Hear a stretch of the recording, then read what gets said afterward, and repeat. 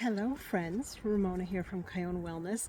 Satellite location this week. I am at the beach, so I figured let me share my beautiful views with you while I'm doing the reading so you can hopefully soak in all the goodness and the amazingness of the energy as well. So happy new moon in Aries, which is on Friday. Is it today? No, it's tomorrow, Saturday, March 29th. I will be uploading this, but feeling the energy already from the new moon. This particular moon is a culmination of a 2-year process. If you think about what started back in April 2023, right now it's at the point where everything is starting to wrap up and it's really catapulting you into the newness. And it is helping you take all those lessons and everything that you have built on and that growth over the last 2 years and really propelling you forward and taking all of those lessons and putting them into place. And I believe there's also a solar eclipse at the same time, which is amping the energy as well. So it might feel very, very big, very strong, very exciting, but just go with it. And let's see what we've got for the new moon in Aries, please. This will be a general readings energies for the collective. So we've got a few that came out all together, which is very interesting. So we've got mental conflict. And I'm just going to show you all the cards first and then go through with the messages that I'm getting. I'm getting mental conflict and suffering in silence, which is funny that I get a strong feeling that these two are tied together. Whew. There is our base chakra card and our truth card.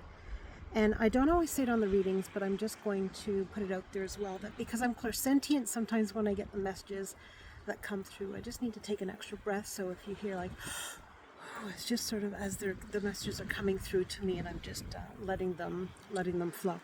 So starting with mental conflict, I feel like that there's been,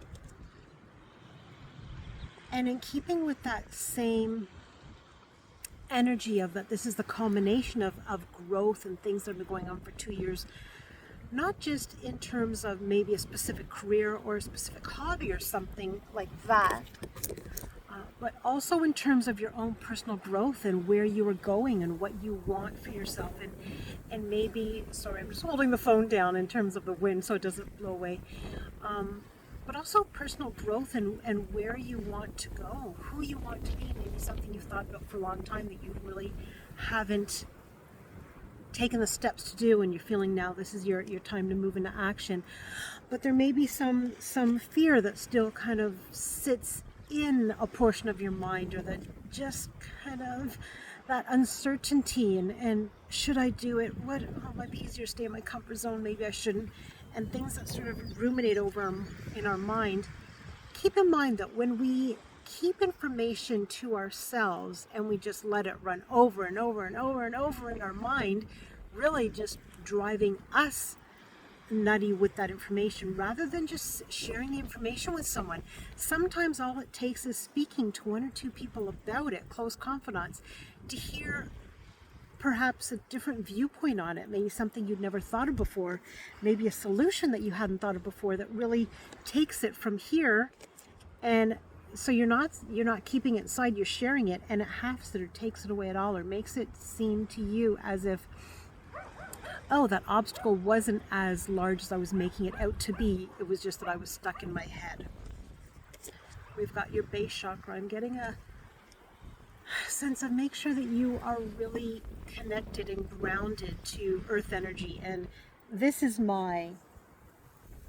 where I connect to nature most, is at the beach in the water, where I feel such a oneness with the earth, and I feel such a sense of fulfillment just being around the water and getting downloads from earth. But whatever it is, stay very grounded in your energy so that you're not getting too caught up in your mind, whether it be a fanciful thoughts of dreams and manifesting and where you want to go, where you're too much up here, or whether it be still in your mind but in an overthinking mode of I have to do this, and you're stuck in here and you're stuck in all that mental cerebral energy, but you're not grounding yourself to really have a full balance within your body.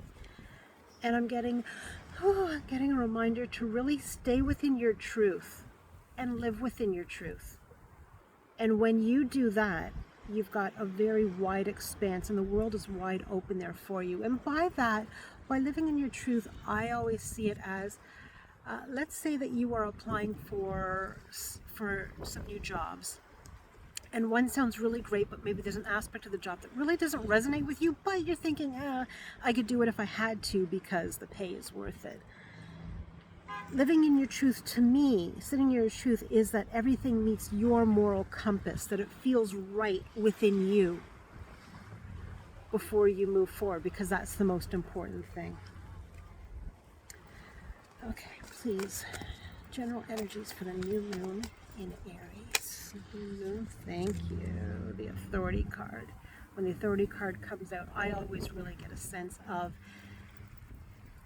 leaning into your divine masculine, standing very firm and very with a surety on the things that you say or the things that you want to do, and not wavering, but knowing that you are moving forward with a sense of commitment where you are at a space that this is what I want to do. Yes, I'm sure about it, and I'm moving forward.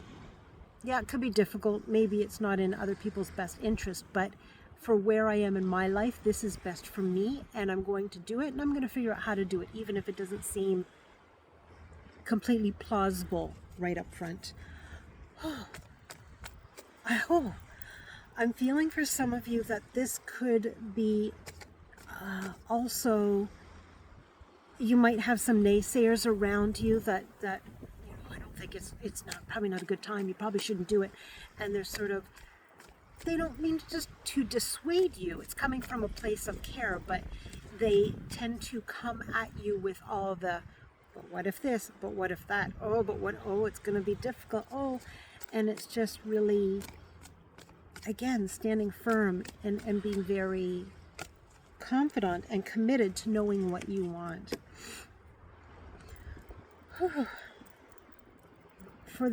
For my cards here, lined in the black is synonymous with the major arcana. So we've got your intuition card, and that's telling me to really make sure that you stay connected with your higher self. However, whatever your modality is, whether it's prayer or meditation, to stay connected to your intuition.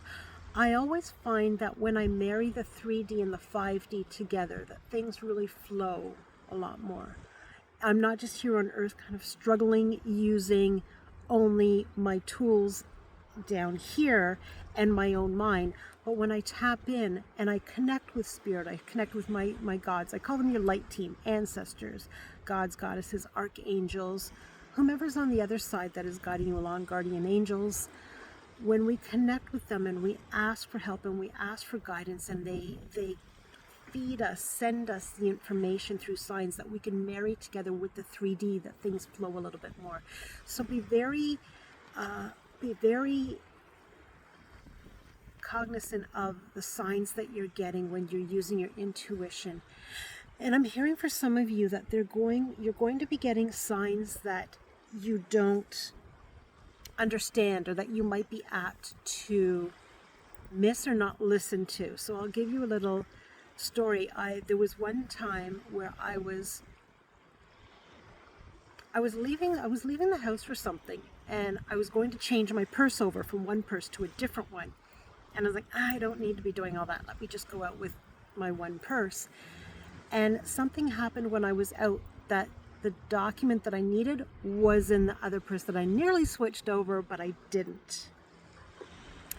If I had listened to my gut, and our gut is, I always say, it's our soul that is put, it's like a little, to me, it's like Jack and the Magic Beanstalk. It's like a little pea, a little bean that's right here in our solar plexus, which is our trust center, which is the essence of us. It's our soul, and that's why we get those gut feelings, those butterflies in that area in our solar plexus, which is our trust center.